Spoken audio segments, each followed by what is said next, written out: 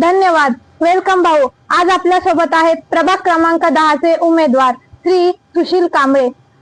आपले मोसम रणधुमाळ कट्ट्यावर स्वागत आहे. भाऊ, तुमचा परिचय? माझं नाव सुशील कुमार पुंडलिक कांबळे आहे. मला मोहन पुंडलिक कांबळे नावाने ओळखतात. त्याच्यानंतर माझं जे सामाजिक कार्य आहे ते सामाजिक कार्य आहे. आमची सार्वजनिक एकता मंच ह्या नावाने संघटना आहे. त्या संघटनेच्या माध्यमातून मालेगाव शहरातील सामाजिक व राजकीय प्रश्नांवर आम्ही वारंवार प्रशासनाला निवेदन देतो.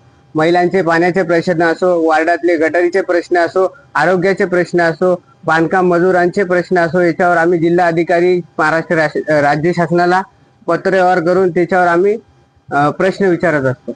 भाऊ, तुमची प्रेरणा व समाजसेवेचा वारसा?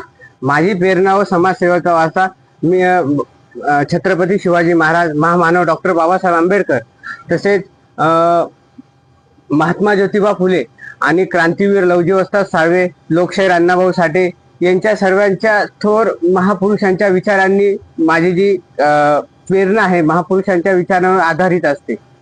आणि तुम्ही उमेदवारी का करताय? माझ्या प्रभागात जो सलम वस्ती एरिया आहे त्या सलम वस्ती एरियामध्ये गटारींचा प्रश्न असेल, नागरिकांच्या आरोग्याचा प्रश्न असेल, लहान मुलांच्या कुशोपितपणाचा जो प्रश्न असेल, त्याच्यानंतर मालेगाव शहरामध्ये शिक्षणाचं खाजगीकरणाचा बाजार मांडलेला आहे.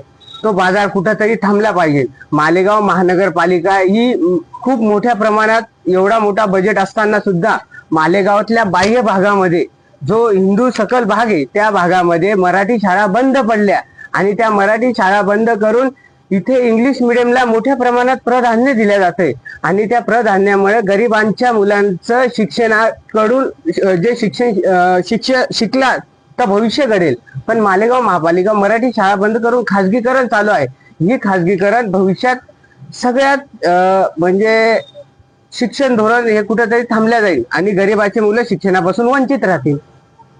तुमच्या प्रभागातील महत्वाच्या समस्या? माझ्या प्रभागातील महत्वाच्या समस्या म्हणजे जो आमचा प्रभाग आहे, एवढा मोठा प्रभाग असताना इथं ज्येष्ठ नागरिकांना बसायला उद्यान नाही, लहान बालकांना खेळायला गार्डन नाही आणि फक्त मोठ्या मोठ्या निवडणुका आल्या का घोषणा होता आम्ही उद्यान बनवू, आम्ही गार्डन बनवू आणि त्याच्यानंतर इथं मालेगाव शहरात नाट्यगृह सुद्धा नाही ना.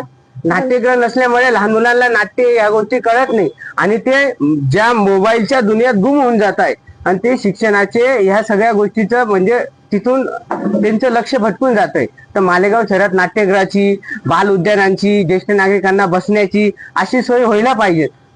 याच्यासाठी आम्हाला महापालिकेत जाणं गरजेचं आहे. तुमच्या प्रभागाच्या विकासासाठी काही उपक्रम? माझ्या प्रभागाच्या विकासासाठी उपक्रम म्हणजे हे बघा, सर्वात मेन आपलं शहर हे देशात म्हणजे महाराष्ट्रात 1 नंबरचं प्रदूषित शहर होतंय.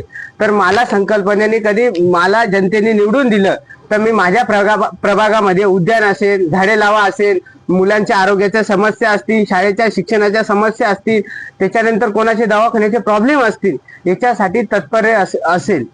तुमच्या उमेदवारीसाठी सहकार्य? माझा मित्र परिवार म्हणजे आमचा सार्वजनिक एकता मंच, त्याच्यानंतर माझा जो मित्र परिवार आहे त्या मित्र परिवाराच्या माध्यमातून मी उमेदवारी करतोय. माझ्या मित्र परिवाराने मला खूप मोलाचं सहकार्य केलं आणि त्यांच्या सर्वांच्या माध्यमातून मी उमेदवारीसाठी तयार झालेलो आहे. धन्यवाद. आपण मोसम न्यूज रणधुमाळ कट्ट्यावर आलात. आपणास निवडणुकीसाठी हार्दिक शुभेच्छा. थँक्यू.